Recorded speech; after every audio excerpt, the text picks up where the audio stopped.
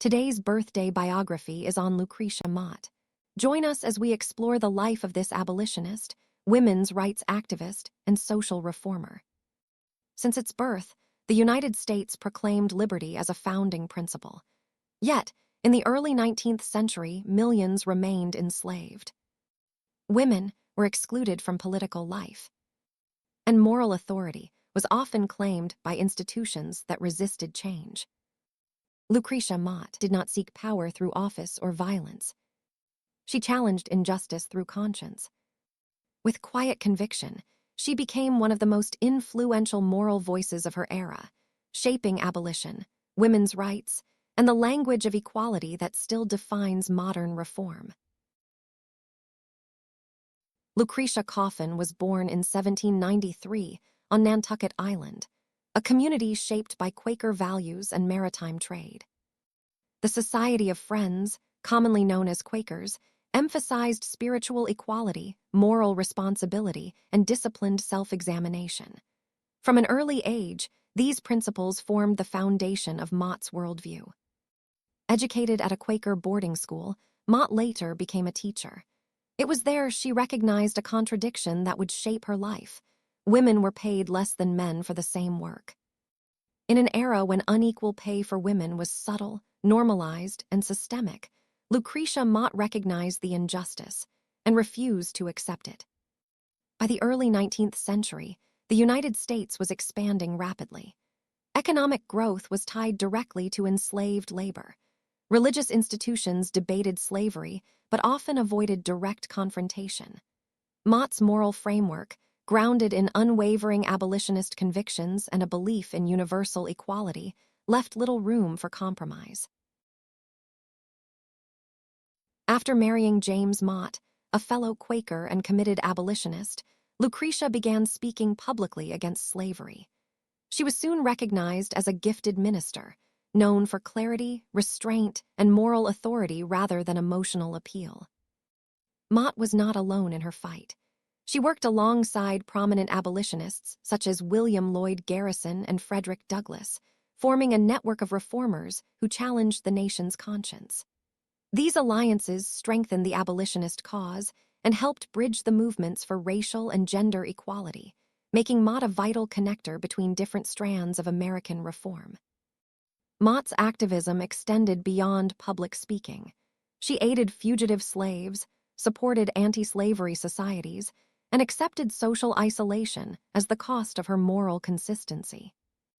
In an era when women were expected to remain silent in public life, Mott's voice became impossible to dismiss. Resistance was constant. Abolitionist meetings were disrupted. Female speakers were ridiculed. Critics argued that women speaking publicly violated social and religious norms. The turning point came in 1840 at the World Anti-Slavery Convention in London. Despite their work, Mott and other women delegates were barred from full participation. They were forced to observe from a segregated gallery. Rather than discouraging her, the exclusion clarified a deeper truth. The struggle against slavery and the struggle for women's rights were inseparable. Injustice was systemic, not isolated. In the following years, Mott continued her work as a leading abolitionist speaker, lecturing across the northern U.S. She worked closely with William Lloyd Garrison and other radical abolitionists to push for immediate emancipation of enslaved peoples. Then, in 1848, Mott co-organized the Seneca Falls Convention. There, she helped articulate the Declaration of Sentiments, a document that reframed women's inequality as a violation of natural rights. The language was deliberate, restrained, and revolutionary. At the Seneca Falls Convention, Mott faced skepticism not only from men, but also from women unaccustomed to public activism.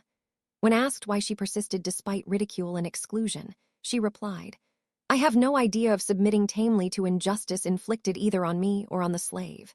I will oppose it with all the moral power with which I am endowed." This steadfastness inspired others to join the cause and underscored her belief that conscience, not convention, should guide reform. As the nation moved toward civil war, Mott continued to advocate nonviolence and reconciliation without retreating from principle.